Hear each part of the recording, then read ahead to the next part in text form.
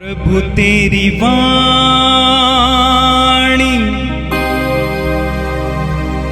जीवन की रोटी, नयनों की ज्योति,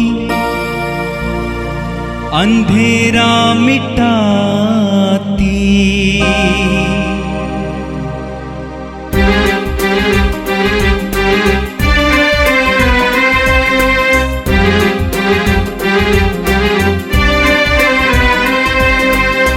प्रभु तेरी वाणी जीवन की रोटी, नयनों की ज्योति, अंधेरा मिटाती। प्रभु तेरी वाणी जीवन की रोटी, नयनों की ज्योति, अंधेरा मिटाती। वाणी वाणी वाणी वाणी वाणी पवित्र है, शाश्वत है, जीवन का मन्ना है। जय यीशु।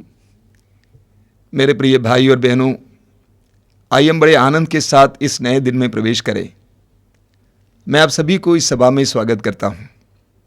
हर रोज प्रभु हमें जीवन जीने का मौका देते हैं।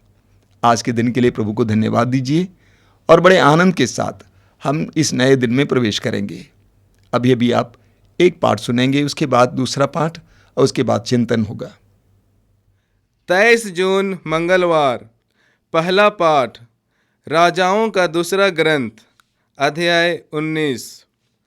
असुर के राजा सन्हेरीब ने हिजकिय्याह के पास दूतों को भेजते हुए उससे यह कहा, यूदा के राजा हिजकिय्याह से यह कहना, तुम अपने ईश्वर पर भरोसा रखते हो, जो तुम्हें यह आश्वासन देता है कि यरूशलेम असुर के राजा के हाथ नहीं पड़ेगा। इस प्रकार का धोखा मत खाओ। तुमने सुना है कि असुर के राजाओं ने सब देशों का सर्वनाश किया है, तो तुम कैसे बच सकते हो? हिजकिय्याह ने दूतों के हाथ से पत्र लेकर पढ़ा। इसके बाद उसने मंदिर जाकर उसे प्रभु के सामने खोलकर रख दिया।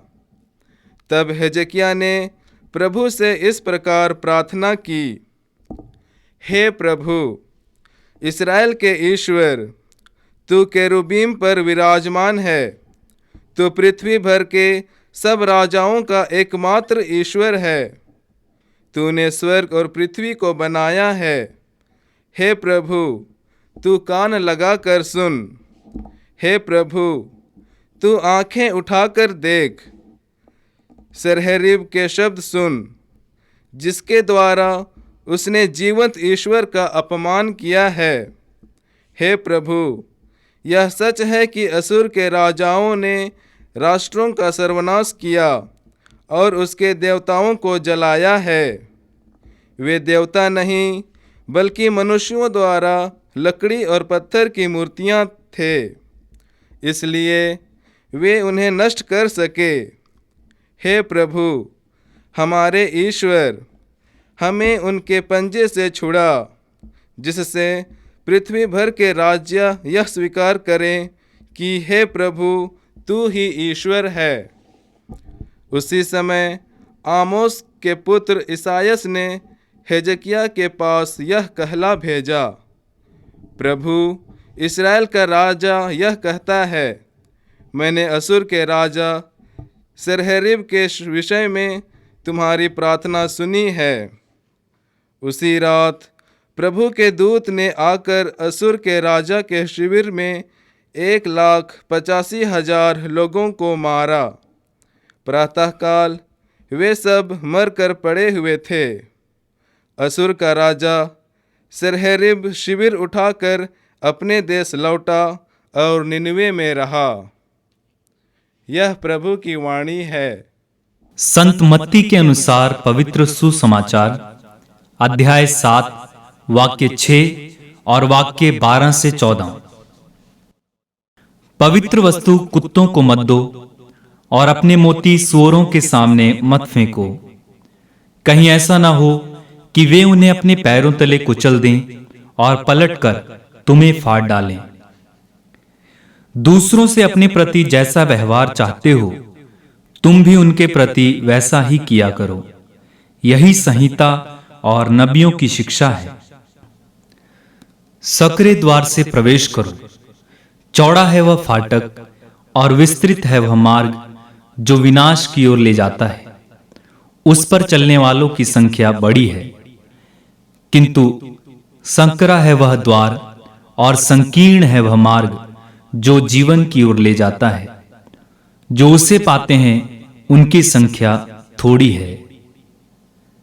यह प्रभु का दिव्य सुसमाचार है। रोज की रोटी कार्यक्रम को सुन रहे आप सभी लोगों को प्रभु यीशु के नाम पर मेरा प्यार भरा नमस्कार। मित्रों, प्रकृति का यह नियम है कि वो सभी लोगों की भलाई चाहती है। पूरे संसार में सभी संस्कृतियों, सभी समाजों में ये परंपरा है कि लोग एक दूसरे की भलाई की कामना करते हैं। हमारी संस्कृति में कहा गया है, प्रार्थना है, लोका समस्ता सुखिनो भवन्तु, सर्वे भवन्तु सुखिनः, यानी सबकी भलाई हो, सब लोग सुख रहें, सब लोग खुशहाली में रहें। ये कहना तो आसान है, लेकिन अक्सर मानव के अंदर हम देखते हैं कि स्वार्थ है, अहंकार है, लालच है, और इसलिए ये सर्वे भवन्तु सुखिनः वाली बात हमेशा पूरी नहीं होती है। इसलिए आज के सुसमाचार में प्रभु यीशु हमें शिक्षा देते हैं। मत्ती के सुसमाचार के 7वें अध्याय के 12वें पद पर लिखा है, दूसरों से अपने प्रति जैसा व्यवहार चाहते हो, तुम भी उनके प्रति वैसा ही किया करो। यही संहिता और नबियों की शिक्षा है। इस वचन को गोल्डन रूल, स्वर्णिम नियम कहते हैं। यहूदियों के धर्म तालमुड में कहा गया है, जो तुम्हारे लिए घिनौना है वो कार्य तुम अपने पड़ोसियों के लिए मत किया करो। संपूर्ण तोरा यानी पंच ग्रंथि का यही निचोड़ है। बाकी सब उसकी इसी की व्याख्या है, और इसलिए जाओ उसे सीखो।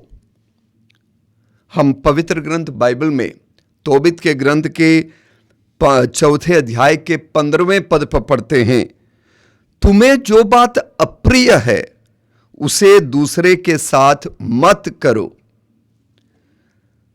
तो प्रभु यीशु भी यही बात कहते हैं और स्पष्ट रूप से कहते हैं, दूसरों से अपने प्रति जैसा व्यवहार चाहते हो, तुम भी उनके प्रति वैसा ही किया करो।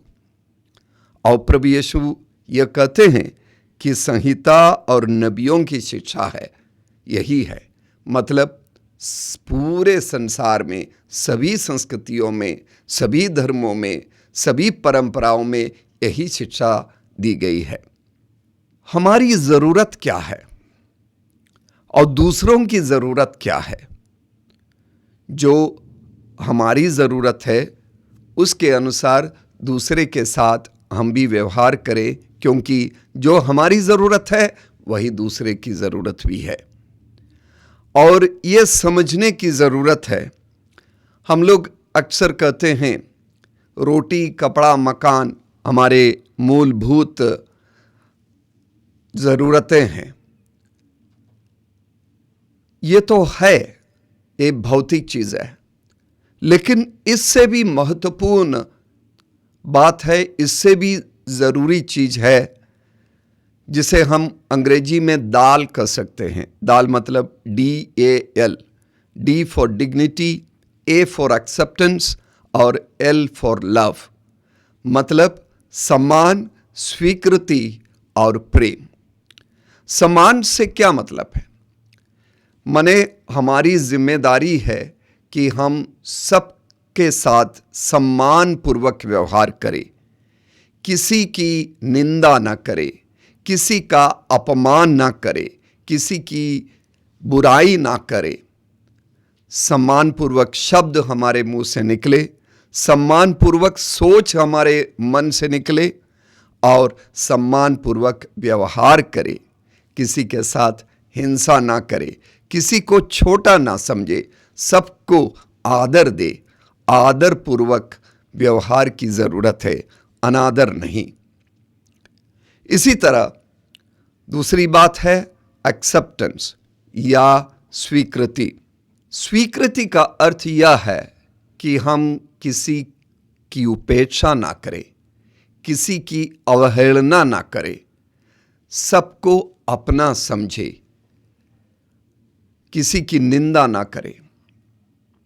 पवित्र ग्रंथ बाइबल में मत्ती के सुसमाचार के 5वें अध्याय के 22वें पद पर प्रभु हमसे कहते हैं, मैं तुमसे यह कहता हूं, जो अपने भाई पर क्रोध करता है वो कचहरी में दंड के योग्य ठहराया जाएगा।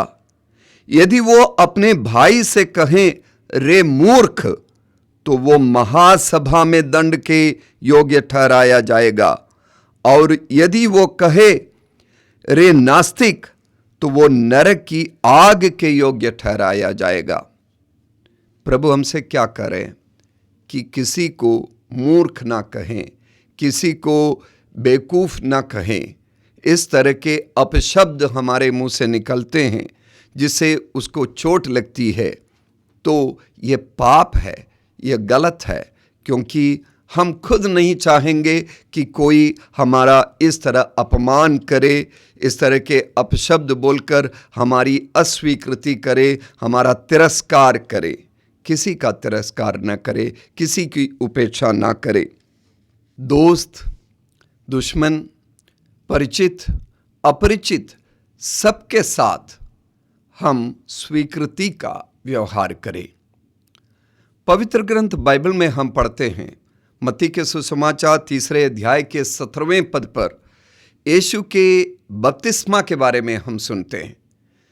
यीशु जैसे ही यरदन नदी में योहन बपतिस्ता से बपतिस्मा लेकर बाहर निकले, तो आसमान पर पवित्र आत्मा एक कपोत के रूप में दिखाई दिए और आवाज सुनाई दी, यह मेरा प्रिय पुत्र है, मैं इस पर अत्यंत प्रसन्न हूं।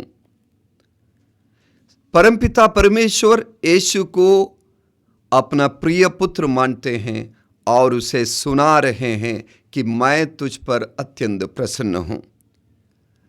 इसी तरह हम लूकस के सुसमाचार के 9वें अध्याय के 16वें पद पर पढ़ते हैं कि यीशु पहाड़ पर चढ़े अपने 3 प्रिय शिष्यों के साथ, और पहाड़ पर उनका रूपांतरण हुआ और उनके साथ मूसा और एलिया नबी दिखाई दिए। तब आसमान से ये आवाज आई, यह मेरा प्रिय पुत्र है, इसकी सुनो।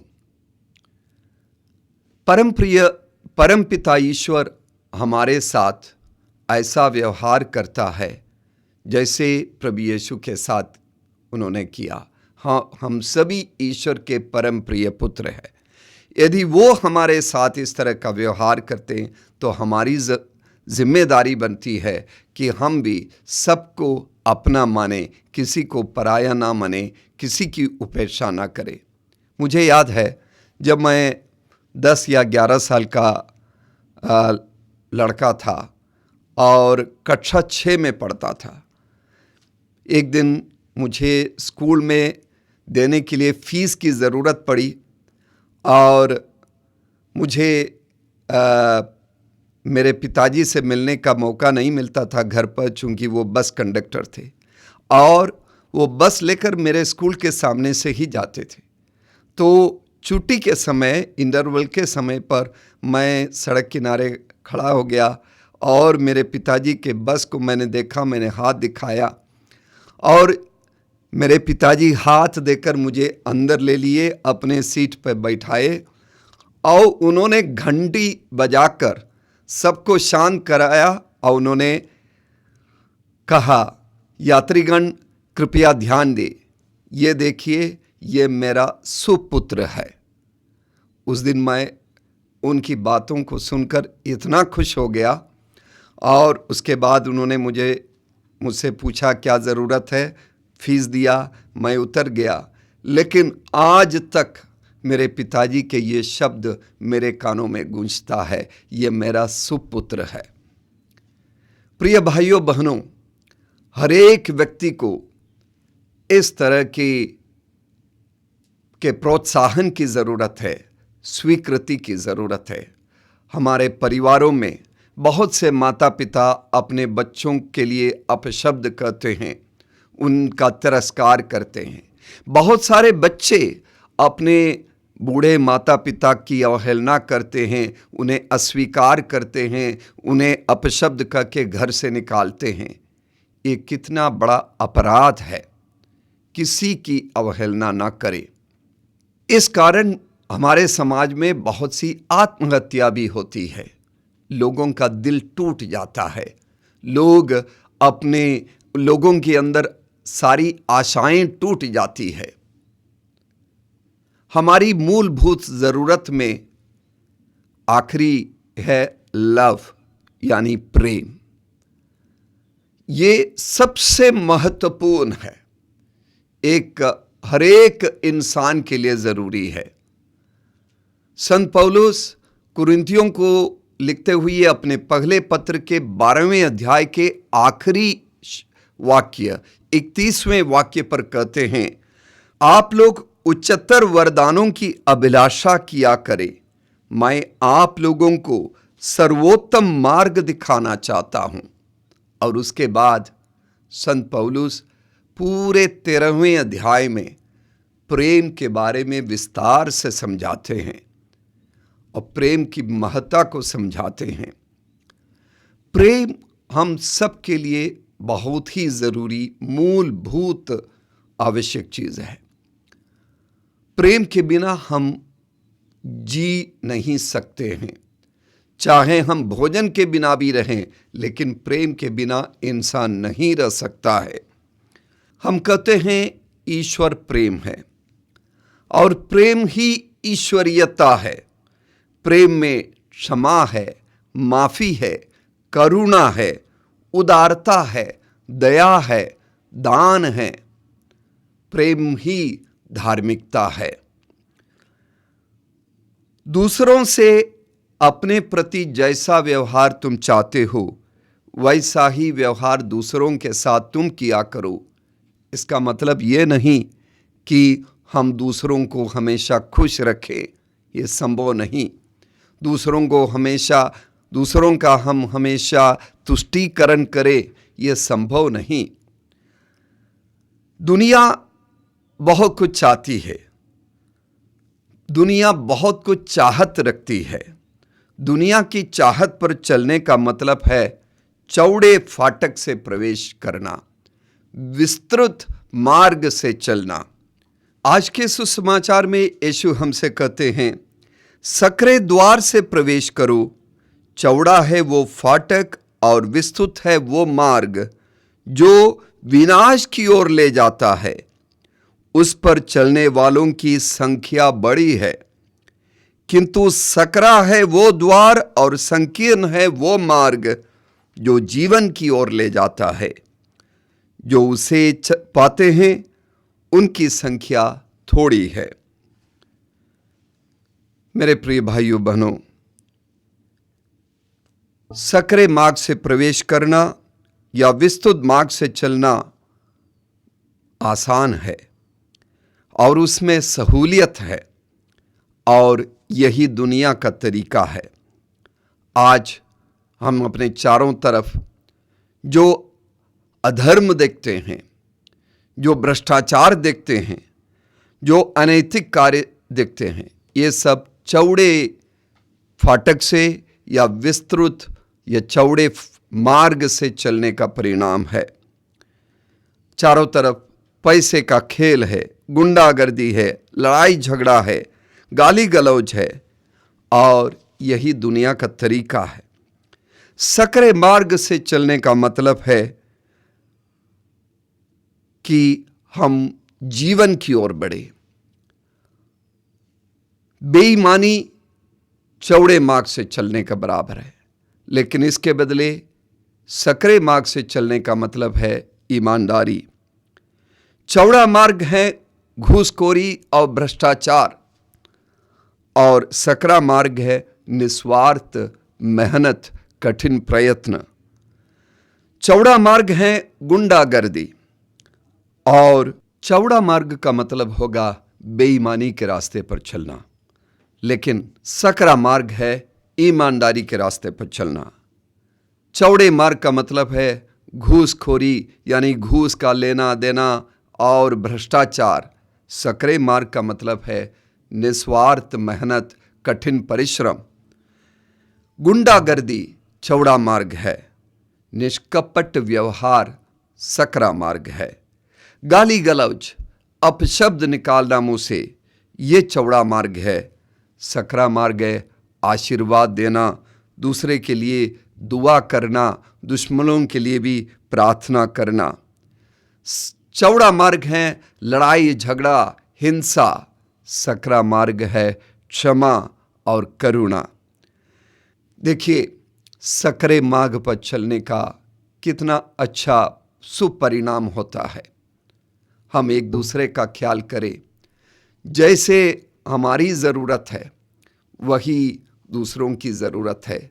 जो व्यवहार दूसरों से हम चाहते हैं वही व्यवहार हम दूसरे के साथ करें।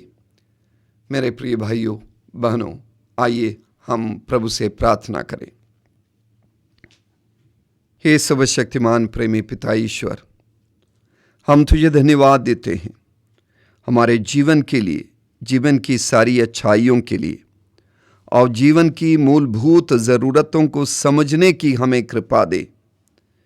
हे प्रभु, तू हमें सम्मान देता है, तू हमें स्वीकृति देता है, तू हमें प्रेम देता है।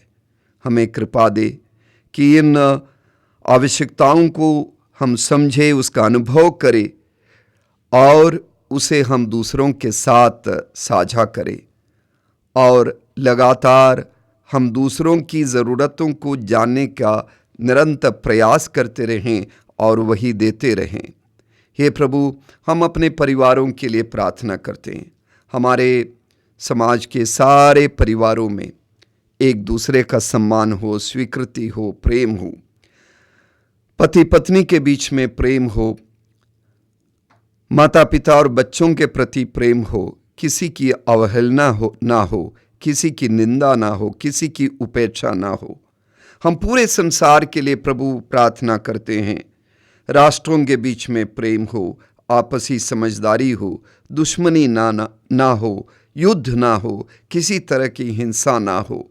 हम सभी एक दूसरे का सम्मान कर सके, सभी लोग दूसरों की संस्कृतियों के, दूसरों के विचारों, ख्यालात का सम्मान कर सके, और हम सभी स्वराज के सारे गुणों को अपने जीवन में अपनाकर प्रेम, न्याय, शांति, भाईचारे के मार्ग पर चल सके। ये प्रार्थना हम तुझसे करते हैं हमारे प्यारे प्रभु यीशु के द्वारा, आमीन। प्रभु तेरी वाणी जीवन की रोटी, नयनों की ज्योति अंधेरा मिटाती। वाणी वाणी वाणी वाणी वाणी पवित्र है, शाश्वत है, जीवन का मन्ना है।